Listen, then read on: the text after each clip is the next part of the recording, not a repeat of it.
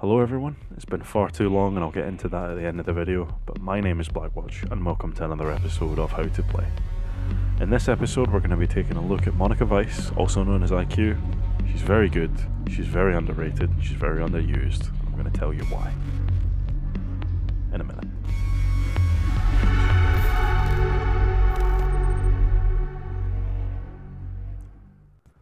So IQ is a 1-armor 3-speed attacker, and she is a member of the GSG9 CTU. That's the German CTU. Told you plenty about them in the past, but in case you're wondering, Jaeger, Bandit and Blitz on the attacking side. She has three primary weapons: the Commando assault rifle, the Steyr AUG assault rifle, and I think it's the G28 LMG. Pretty sure it's the G28, I can't remember exactly, but it's a big Heckler and Koch, or Heckler and Koch I think they're called, LMG. And all three of these weapons are actually quite good. They've got weird characteristics to them. Imagine the 5.56 for Thermite, but slightly more kicky for the Commando. The AUG is its own beast. It certainly has some kick to it, but I'd say it's a little bit more comfortable. And then you got the G28, which is obviously an LMG, but it's definitely one of the stronger LMGs in the game, so not a bad option by any means. They've got the P12 sidearm. Now this is, again with most sidearms now, just pretty solid overall. Nice looking pistol as well, especially with the flat colour skins. And our secondary gadgets are breaching charges and frag grenades. One of the only operators who does have access to frag grenades. I would take advantage of this because they're very, very good when they're used properly.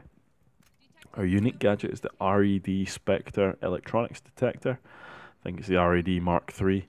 And that is a gadget that can basically spot electronics. It spots the outline of them up to a distance of 20 meters. It's mounted to her wrist, so when she's using it she can only use her sidearm, but it works for looking for Valkyrie cameras, looking for traps, looking for certain operators and various other things. So it's a pretty solid gadget to use. It just doesn't have the sort of round swinging ability that some other gadgets in the game do, but we'll go into that anyway.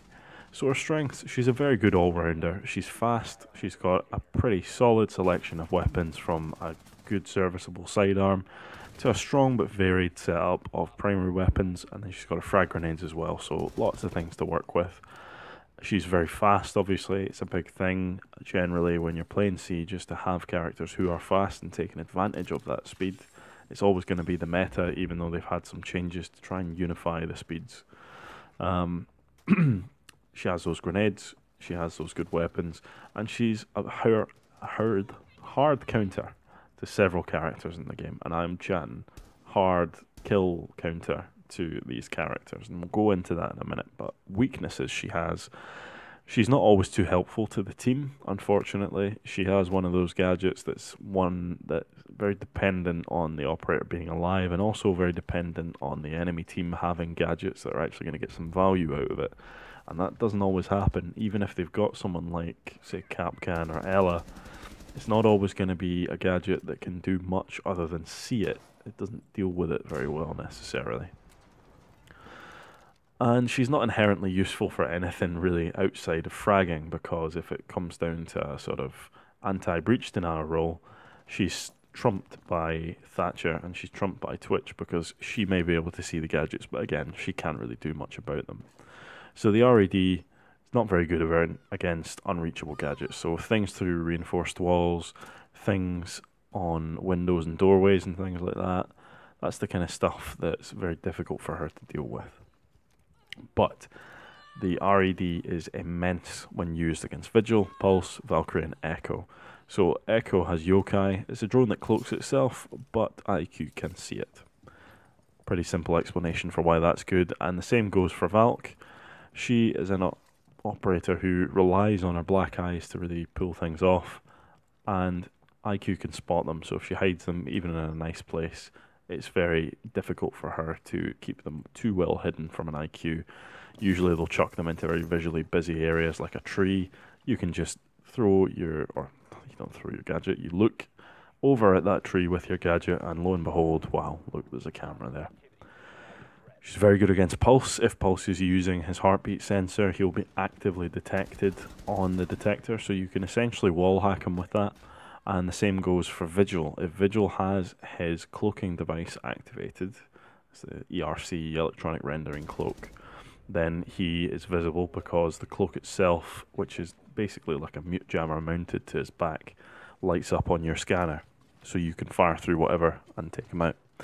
And a fun little fact, if an operator is on the phone looking at cameras, then you can see the phone in their hand. Similarly, if Dockaby launches a logic bomb and they pull their phones out to put it away, you can see them operating the phone through your RED.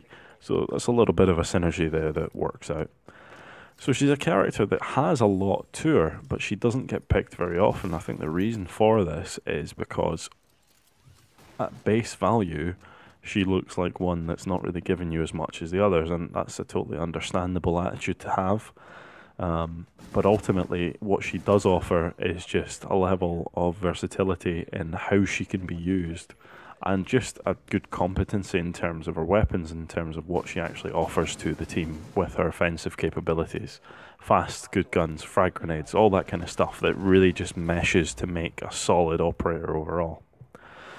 Now, tips for IQ, there's not too many, but I would say you want to use your speed to your advantage, and that's the same with any 3-speed operator. You want to really milk the fact that you can go supersonic whilst everyone else is trailing behind you.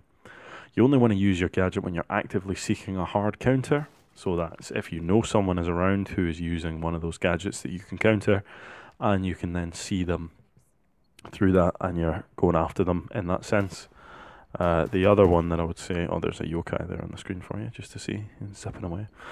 The other one would be if you're just checking things quickly. So, likes of what I'm doing just now on screen, I'm checking through the floor to see what kind of breach denial they've got, and I can take it out from the ceiling above. That's one of the instances where IQ can be quite useful.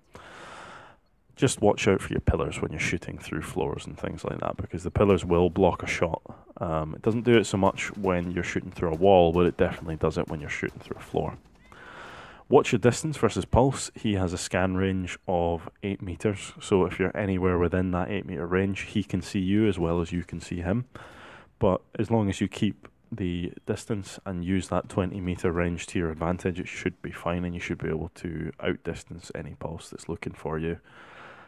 When you're wanting to go for a hatch breach, it might be advisable to use your RAD just to check for C4 on top before you set it off, because it's kind of embarrassing when you place that breaching charge down, then all of a sudden your legs are missing and everyone's crying around you. You've got to get the police in to tell you that something horrible's happened. All that kind of stuff can be avoided as long as you make sure that there's no plastic explosive stuck to the piece of wood you're about to blow up. And that is really all I can say about IQ. It's one of those things, once you've mastered that playstyle of 3-speed, just being able to be fast, running in, using your speed to your advantage, pre-firing, all that kind of stuff, she becomes a much simpler operator to take on. Anyway, on to something about why I was away for so long. It was a combination of a few things. My grandfather, he died, and so as a family, we're just having to deal with that, and obviously I needed to be around more often than I normally would be, just because there's lots of different stuff going on. Whenever a relative dies, it's not something that's easy to deal with, but I felt like I needed to be more present in my family life than I usually am, because I live away from home now. I have done since last year, and so I was just spending a lot more time in the family home, and it was good in that sense. Also, I've been doing a lot more hours at work, so I haven't just had as much time as I used to actually sit down and make videos, which is one of the other problems. And one of the other issues, I'm going to be reeling off issues here, is the fact that I just kind of fell out of love with Siege in Chimera. Chimera was undoubtedly my least favourite season of Rainbow Six Siege, and that's including Operation Health. I actually much prefer Operation Health to the time I spent with Chimera. I thought that after Outbreak finished, it was really devoid of content. It was like a big drought, and the game just felt boring and uninteresting to me. But thankfully, some of my friends who I used to play with back in the days of Red Crow, the heyday of Siege, have actually returned, and I've been playing with them, and my passion for the game has shone through once again. I love Alibi. I think Maestro's great fun. I'm not the best with him. I think I have some moments with him, but I definitely prefer Alibi out of the two of them, but I can understand why Maestro is very important in some situations, and he is definitely a good operator. The map, Villa, as much as I think there's a lot of sound bugs and it has a little bit of a strange balance in terms of the way it works, I actually think it's quite fun. I've had some decent games on Villa, I can't complain too much, and the clubhouse rework is absolutely buttery smooth, beautiful. I cannot recommend playing that enough. It's very, very fun. It's turned a very problematic map into one of my favourite maps in the game, so I'm very happy that they've made those changes. That's about all I have to say, really, guys. I just want to apologise, as I always end up doing, for taking this break, but I really just needed the time to work things out and get back to a stage where I felt like I could start making content again. And thankfully, with the amount of fun I've been having lately, I don't think that's going to be an issue. So, do svidaniya, everyone. I'll see you as soon as I can. In a bit.